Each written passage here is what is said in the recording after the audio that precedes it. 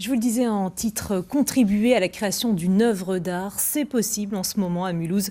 C'est l'idée de l'artiste autrichienne Tanja Buchal, invitée par le Centre d'art contemporain de la ville.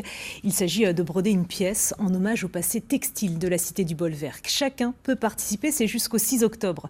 Reportage Géraldine Dreyer, Vincent Lemiel.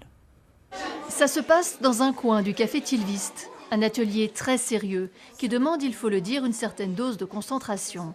Une œuvre contemporaine est en pleine création, l'idée de Tanja Buchal, artiste autrichienne sollicitée par la Kunsthalle pour explorer le passé industriel mulhousien. Alors on a invité Tanja Buchal à venir en résidence de recherche au cœur des archives municipales pour approfondir ses connaissances sur DMC. Donc pendant 1 an et demi, à raison de 3 séjours, Tanja Buchal est venue creuser autour de ces archives.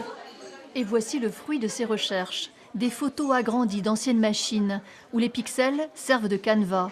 On brode des nuances de gris en laine Colbert et point Gobelin, on brode des machines. C'est une forme de jeu parce que ces machines n'existent plus aujourd'hui, donc elles ne peuvent plus rien produire. Mais nous pouvons recréer ces machines parce que nous sommes toujours des brodeuses, même quand il n'y a plus de machines. Alors on brode à Mulhouse avec du fil Made in Mulhouse, fourni par l'entreprise DMC qui a adhéré au projet artistique.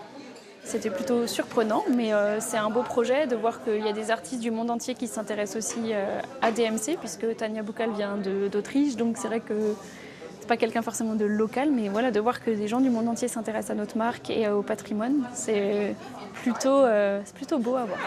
22 canevas ont été montés pour former à terme un assemblage qui deviendra œuvre d'art, l'œuvre de brodeuses anonymes invitées à s'installer au café Tilvist du mercredi au dimanche toute la journée.